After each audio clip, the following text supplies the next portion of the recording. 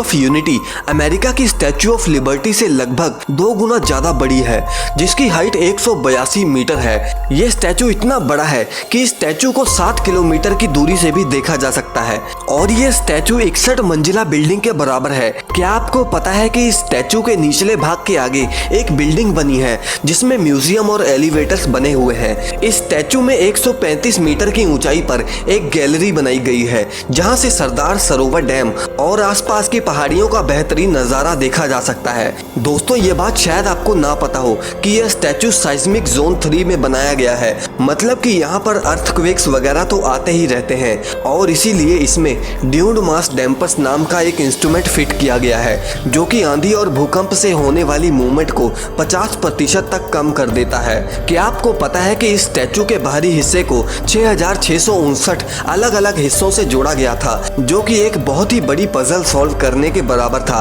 अब आप ये सोच रहे होंगे कि आखिर इतनी खूबियों के बाद भी ये स्टैचू फेल कैसे हो गया। दरअसल दोस्तों, आपकी जानकारी के लिए मैं बता दूं कि इस स्टैचू को 3000 करोड़ रुपयों में तैयार किया गया था, जिसमें सिर्फ स्टैचू की कीमत 1350 करोड़ रुपए है, जो कि 180 मिलियन डॉलर्स के बराबर है। लेकिन आपको कंपैरिजन के लिए मैं बता दूं कि इससे पहले वर्ल्ड का सबसे ऊंचा स्टैचू चाइना के स्प्रिंग टेम्पल में लॉर्ड बुद्धा का स्टैचू था। ये बात आपको हैरान कर देगी कि वो पूरा का पूरा स्टैचू 55 मिलियन डॉलर्स में बनाया गया था और सिर्फ स्टैचू की कीमत की बात करें तो वो थी 18 मिलियन डॉलर्स। अब आप इस कंपैरिजन पर नजर मारिए कि वर्ल्ड का दूसरा सबसे ऊंचा स्टैचू 18 मिलियन डॉलर्स में बना था, लेकिन इस दुनिया का सबसे ऊंचा स्टैचू 180 मिलियन डॉलर्स में बना था, मतलब कि 10 गुना ज्यादा पैसों में। अब कुछ लोगों का ये मानना होगा कि ये सारे पैसे तो रिकवर हो ही जाएंगे जब यहाँ पर टूरिस्ट घूमने फिरने आएंगे, लेकिन official press release statue of unity की तरफ से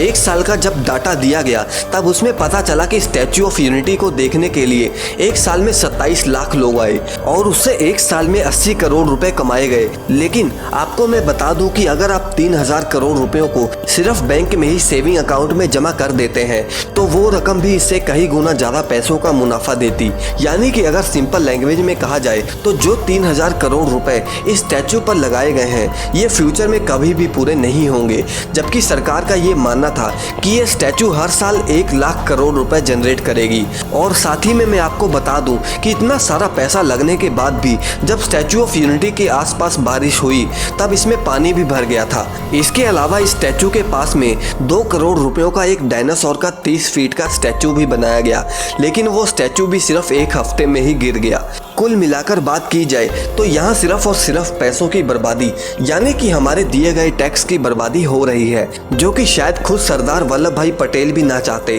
और आपको मैं बता दूं कि इतने पैसों में Sardar Patel memorial, medical college, university, sports park, library, hospital के अलावा भी बहुत कुछ बनाया जा सकता था। अब कई लोगों का ये मानना है कि भले ये स्टैचू पैसों की सेंस में अच्छी रिटर्न ऑफ इन्वेस्टमेंट ना हो, लेकिन ये एक बहुत ही अच्छी टूरिस्ट साइट है जो कि लोगों को नौकरी भी प्रोवाइड कर रही है। लेकिन अगर नौकरी प्रोवाइड करना ही मेन मोटिव होता तो इसे और भी अच्छे सेंस में किया जा सकता था, जैसे कि अगर सरकार स्किल डेवलपमेंट सेंटर खोल लेती तो और भी ज़्यादा लोगों को जॉब्स मिल सकती थी। और साथ ही में आपको ये तो पता ही होगा कि ये सभी टूरिस्ट अट्रैक्शन पिछले 2 सालों से कोरोना काल में बंद ही पड़े हुए हैं, और अगर इसे टूरिस्ट अट्रैक्शन के मोटिव से बनाया गया है तो इतने पैसों में तो और भी काफ़ी शानदार स्टैचू बनाया जा सकता था। जैसे कि आप इस स्टैचू को देखिए, इस स्टैचू को 100 करोड़ रुपयों में बनाया गया है, जो कि एक काफ़ी पॉपुलर टूरिस्ट अट्रैक्शन है। दोस्तों